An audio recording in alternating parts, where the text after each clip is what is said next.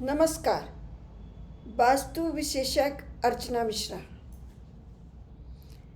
वर्तमान समय में लड़के या लड़की के रिश्ते करने में बहुत सी बाधाएं उत्पन्न हो रही। समय तो बहुत बदल गया है। आज बच्चे अपनी पसंद के रिश्ते भी कर रहे हैं और माहौल इतना अच्छा हो चुका है कि सब तरफ से सहयोग मिल रहा है। पूरा समाज इस तरीके से पॉजिटिव वे में सोच रहा है। पर कई बार हमारे घरों में मांगलिक कार्यक्रम हम सोचते हैं और नहीं हो पाते हैं। कोई ना कोई रास्ते जो हमारे हैं बनने चाहिए वो कहीं ना कहीं बाधित होते हैं। क्यों बाधित हो रहे हैं? क्यों बाधाएं आ रही हैं? क्यों कार्य नहीं संपन्न हो पा रहे हैं? रिश्ता तय भी हो गया है तो पता चला कोई ऐसी बाधा उत्पन्न हो गई कि आपके यहाँ मुहूर्त आगे बढ़ गया। अब ऐसी कंडीशन में क्या करें आप? कुछ छोटे छोटे से उपाय मैं आपको बताना चाहती हूँ। देव उठनी ग्यारस। ये माना जाता है कि हमारे भगवान जाग गए हैं। चौमासे में जो हमारे भगवान सो जाते हैं वो अब जाग गए। कार्तिक मास में ये देव उठनी ग्यारस का त्यौहार मनाया जाता है। उस समय तुलसी विवाह करने का एक आयोजन किया जाता है, यानी एक परंपरा है कि तुलसी विवाह किया जाए। तुलसी जी का विवाह शालिग्राम जी के साथ किया जाता है और इसको कई जगह मंदिरों में, घरों में बहुत हर्ष और उल्लास के साथ किया जाता है। तुलसी जी का विवाह उसी तरीके से किया जाता है जैसे एक कन्या का विवाह होता है। इस तरीके के कार्य करने से भी हमारे यहाँ बहुत सी बाधाएं उत्पन्न जो हुई हैं वो दूर हो जाती हैं। तो तुलसी विवाह के कार्यक्रम या तो अपने घर में करें, मंदिरों में करें, वहाँ आप अपना सहयोग प्रदान करें, अपनी उपस्थिति दें। ये भी एक रास्ता खुलता है। एक प्लस पॉइंट और क्या करिए, तुलसी जी का विवाह जहाँ भी हो रहा हो वहाँ श्रृंगार की सामग्री हल्दी की गांठ के साथ, वस्त्र के साथ तुलसी जी को अर्पित करें। क्या करना है आपको? हल्दी की गांठ लेनी है 5 और वस्त्र लेने हैं और श्रृंगार की सामग्री लेनी है। जैसे कन्या का विवाह होता है उसी तरीके से तुलसी जी का विवाह मान के और उनको ये अर्पित करना है। इससे बहुत जल्दी हमारे घर में मांगलिक कार्यक्रम होने की संभावनाएं बनती हैं। एक कार्य और करें, मंगलवार के दिन हनुमान जी के मंदिर में गुड़ चना का प्रसाद चढ़ाएं। उसको चढ़ाने से भी बहुत सारी दिक्कतें दूर होती हैं। और लाल रंग का वस्त्र भी चढ़ाएं तो भी अच्छा रहेगा, चोला चढ़ाएं तो भी अच्छा होगा। और एक काम करें, अपने घर में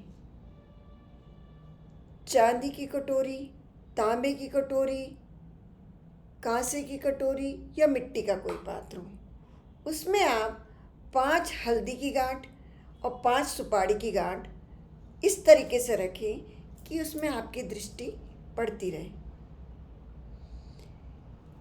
शादी की बातचीत आप अपने घर में ड्राइंग रूम में कर रहे हो और सामने या जहाँ भी आपने हल्दी की गांठ या सुपारी की गांठ रखी है आपकी दृष्टि पड़ते रहना चाहिए।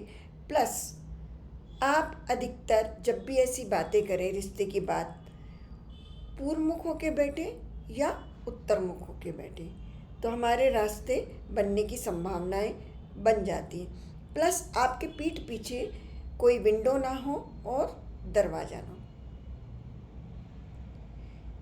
जिस कन्या का विवाह करना है कोशिश करें कि उसका शयन कक्ष आप अपने घर के वायव्य जोन में बनाएं।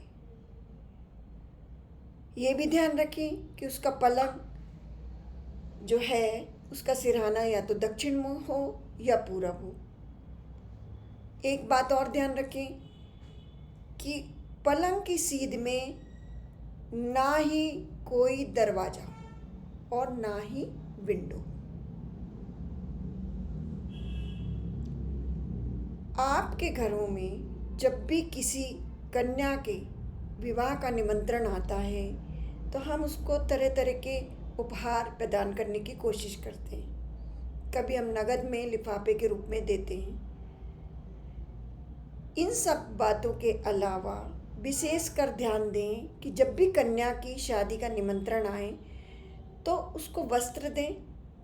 लाल गुलाबी रंगों के वस्त्र प्रदान करते हैं तो इससे रास्ते खुलते हैं। प्लस साथ में श्रृंगार की सामग्री दें। श्रृंगार की सामग्री और वस्त्र देने से उपहार में हमारे रास्ते खुलते हैं।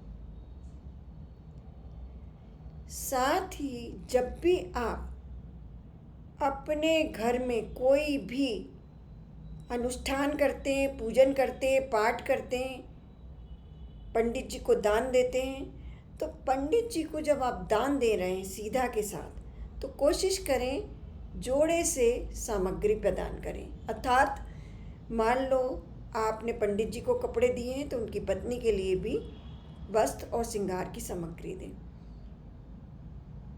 एक और बड़ा शुभ माना जाता है कि जब जिस बच्चे की शादी हो रही हो, जिस बालक या बालिका की शादी हो रही हो, उसको हल्दी चढ़ाई जाती है, उसको मेहंदी लगाई जाती है।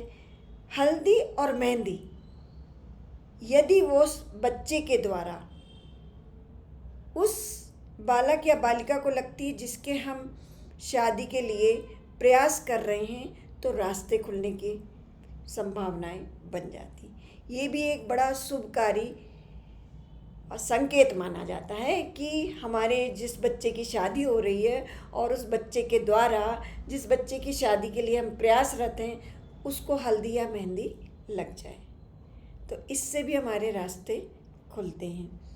हल्दी और मेहंदी लगना बड़ा सौभाग्यशाली माना जाता है और प्रयास यही रहना चाहिए कि गुरु चंद्र जितने प्रबल होंगे उतनी शादी और मांगलिक कार्यक्रम होने की संभावनाएं हमारी बढ़ जाती हैं। जब भी ऐसी कोई समस्या आ रही है तो घर के ईशान्य जोन को, घर के ब्रह्म जोन को और घर के नैऋत्य जोन को ज़रूर ध्यान दें कि यहाँ कोई ऐसी निगेटिव नकारात्मक वस्तु तो घर में नहीं रखी है जो कि आपके रास्ते बाधित कर रही हो। हमारी बहुत सी शुभकामनाएं आप लोगों के साथ हैं। हम चाहते हैं कि जल्दी से जल्दी आपके बच्चों के रिश्ते हों और आपके घर में मांगलिक कार्यक्रम। नमस्कार।